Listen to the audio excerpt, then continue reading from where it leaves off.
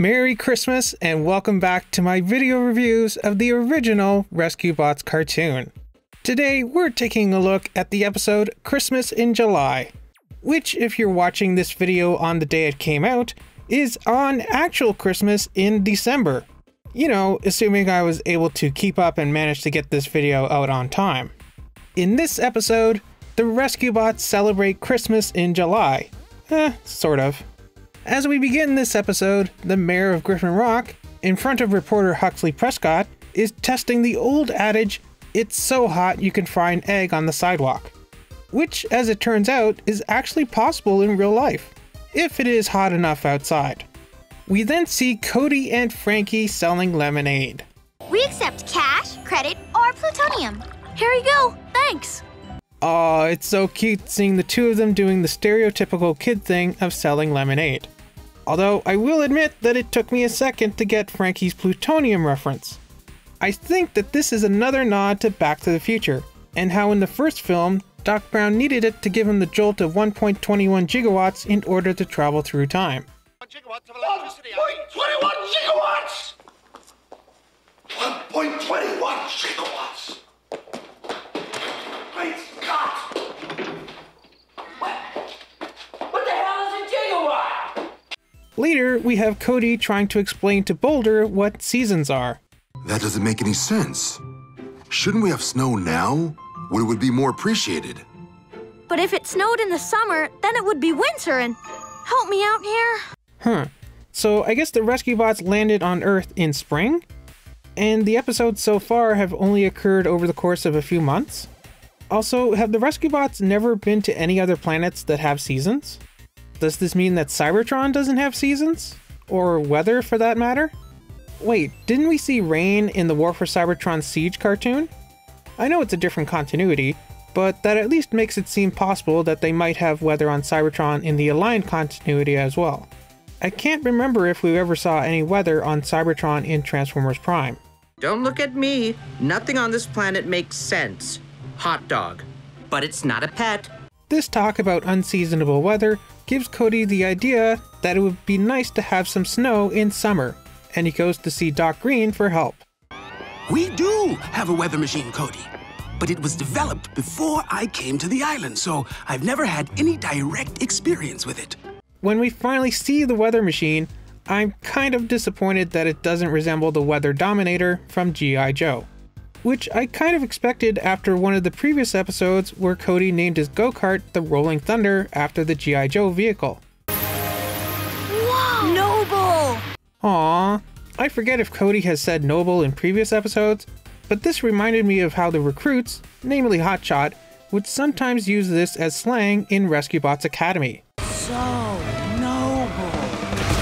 I guess he must have picked it up from Cody. How cute. As they're setting up the weather machine in the town square, the mayor tries to take the credit for Cody's idea. What? That was my idea, Dad. He can't... Now's not the time, son. Poor Cody. But luckily, Chase causes feedback over his own loud system before the mayor can pat himself on the back for an idea that he didn't come up with. Mayor or no mayor, he's not telling a lie over my public address system. Thanks, Chase. This one big points with me. I like Chase's kind of rebellious act here. I'm glad he stood up for what he thought was right. Cody gets to flip the switch, and the Rescue Bots finally get to experience snow for the first time. That's it. Time to go. But the snow just started. Sorry, big buddy. We have a mission. The humans have a surprise for the Rescue Bots though, a secluded snowy spot for them to play in where the townsfolk won't see them. One of the first things that Cody shows them is how to throw a snowball. I'm gonna hit that.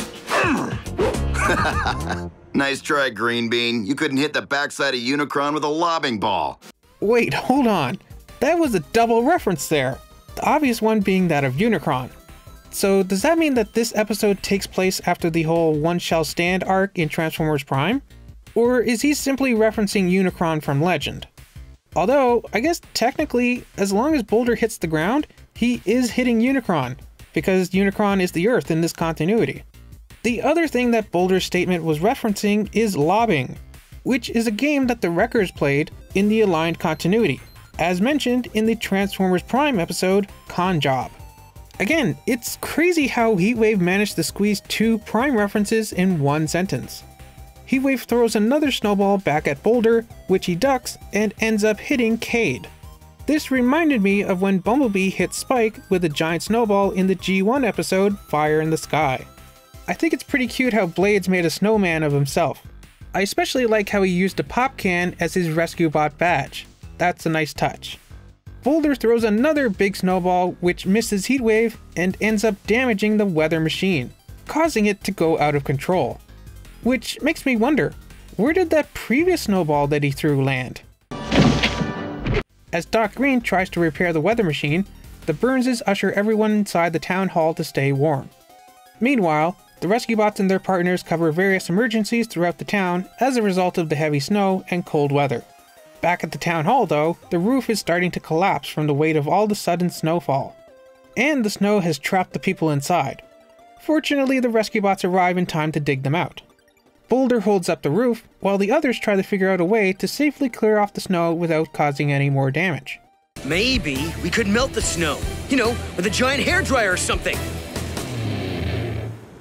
Or not.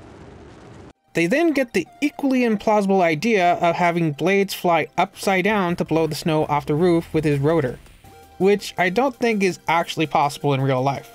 But this totally reminds me of that Rescue Bots Academy episode, Whirl's Wise Black Quest, where Blades tries to teach Whirl how to fly sideways. Doc Green finally fixes the weather machine, but the Rescue Bots' work isn't over, as Frankie is stuck on a piece of ice floating towards a waterfall.